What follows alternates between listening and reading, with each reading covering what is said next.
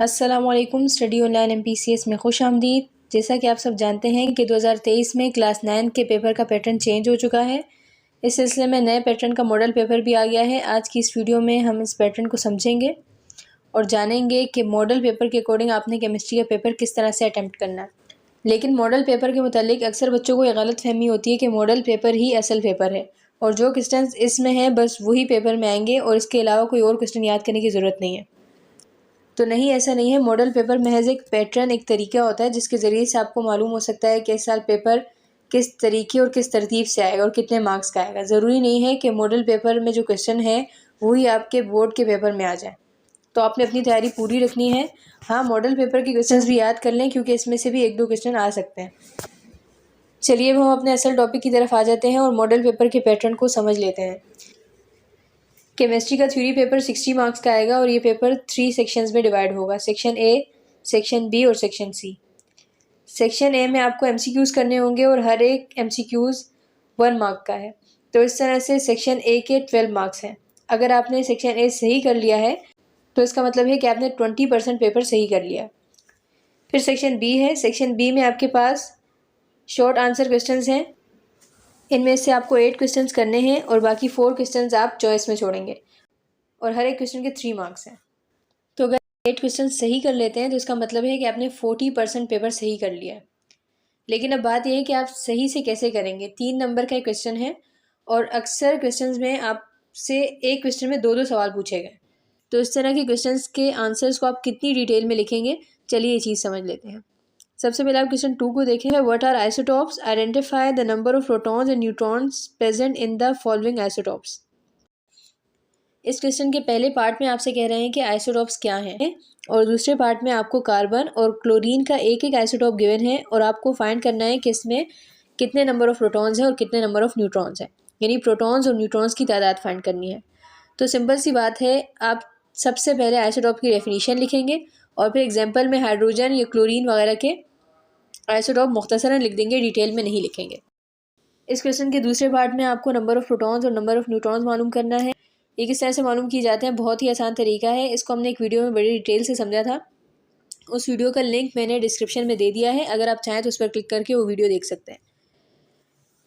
अब आ जाते हैं क्वेश्चन 3 पर। क्वेश्चन 3 है what is an alloy? Right down the composition and one use of brass and bronze. तो इस क्वेश्चन के पहले पार्ट में आपसे एलोवे की डेफिनेशन पूछी गई है, आप सिंपल डेफिनेशन लिख देंगे और दूसरे पार्ट में की कंपोजिशन और एक एक यूज पूछा गया है। तो आपने ब्रास एंड ब्रॉन्ज की कंपोजिशन लिखनी है और इन दोनों का एक एक यूज लिखना है, ज़्यादा डिटेल में लिखने की ज़रूरत नहीं है। अब आ जाते हैं क्वेश्चन 4 पर। क्वेश्चन 4 है balance the following chemical equations bye inspection method.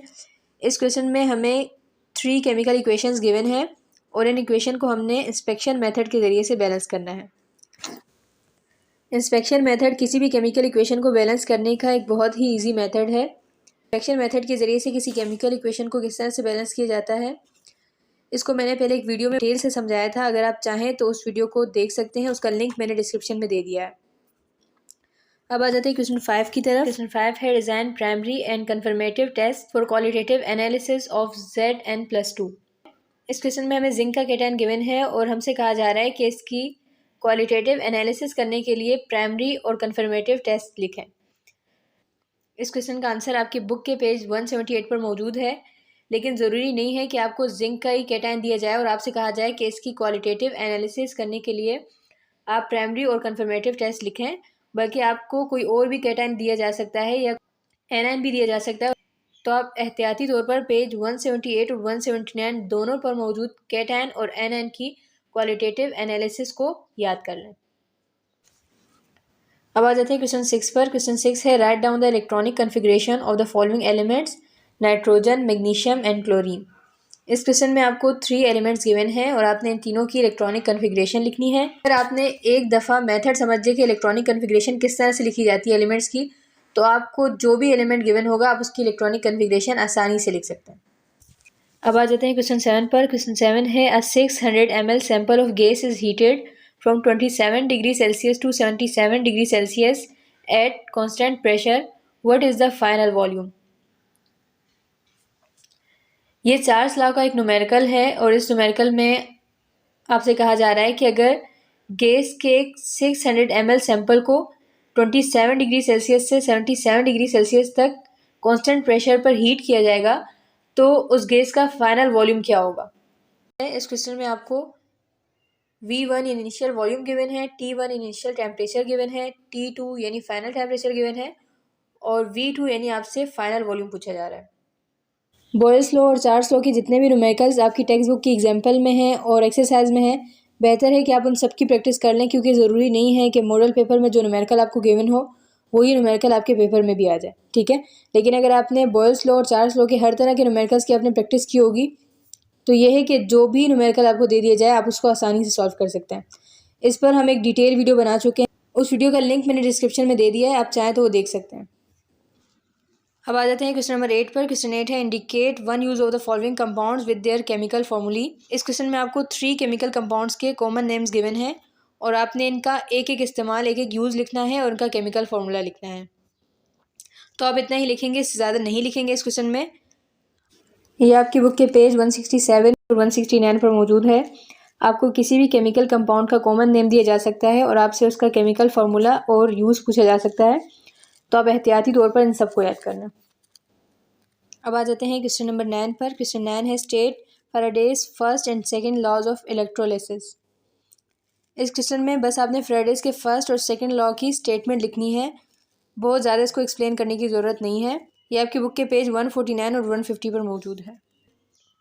अब आ जाते हैं क्वेश्चन नंबर 10 पर। क्वेश्चन 10 है what are the electrochemical reactions, describe its types on the basis of transfer of electron. इस क्वेश्चन के पहले पार्ट में आपसे इलेक्ट्रोकेमिकल रिएक्शंस की डेफिनेशन पूछी गई, तो आप सिंपल डेफिनेशन लिखेंगे और दूसरे पार्ट में आपसे कहा जा रहा है कि इसकी इलेक्ट्रोकेमिकल रिएक्शंस की टाइप्स लिखें on the base of transfer of electron. तो इसमें आपने सिंपल ऑक्सीडेशन और रिडक्शन रिएक्शन लिखना है। ये आपकी बुक के पेज 145 और 146 पर मौजूद है। इसके बाद क्वेश्चन 11 है। क्वेश्चन 11 है write down 3 characteristic of ionic compounds. Ionic compounds के 3 कैरेक्टरिस्टिक्स लिखने हैं। ये आपकी बुक के पेज 86 पर मौजूद है। यहाँ आपसे 3 पूछे गए तो आप सिर्फ 3 लिखेंगे, लेकिन अगर आपके पास टाइम हो आप लिख सकते हैं तो आप 4 भी लिख सकते हैं, ठीक है। 4 इसलिए लिखें कि अगर आपके इन 3 पॉइंट्स में से कोई एक पॉइंट गलत है और आपने 4 पॉइंट लिख दिए हैं तो जो गलत होगा उसके मार्क्स नहीं कटेंगे, जो 3 बाकी सही होंगे उसके आपको पूरे पूरे मार्क्स मिल जाएंगे। अब आ जाते हैं क्वेश्चन 12 पर। क्वेश्चन 12 है calculate the number of moles and number of molecules present in 20 grams of NaOH। इस क्वेश्चन में आपसे कहा जा रहा है कि 20 ग्राम्स ऑफ NaOH में नंबर ऑफ मोल्स और नंबर ऑफ मॉलिक्यूल्स को कैलकुलेट करें। नंबर ऑफ मोल्स और नंबर ऑफ मॉलिक्यूल्स को कैलकुलेट करना बहुत ही आसान है, हम पहले समझ चुके हैं और उस वीडियो का लिंक मैंने डिस्क्रिप्शन में दे दिया है, अगर आप चाहें तो उस पर जाकर समझ सकते हैं। इसके बाद है क्वेश्चन नंबर 13। क्वेश्चन 13 है justify milk is a colloidal solution, gases diffuse more rapidly. ये दोनों रीजंस हैं। पहला वाला रीज़न जो है ये चैप्टर 6 से आपको दिया गया है और सेकंड रीज़न जो है ये चैप्टर 5 का है। तो रीज़न ज़रूरी नहीं है कि इन्हीं 2 चैप्टर्स से आएँ या यही 2 आएँ, वो चेंज भी आ सकते हैं। तो आपने हर चैप्टर में जितने भी रीजंस हैं उन सब की तैयारी करनी है। यहाँ पर हमारा मॉडल पेपर का सेक्शन बी एंड हो गया है। अब हम स्टार्ट करेंगे सेक्शन सी।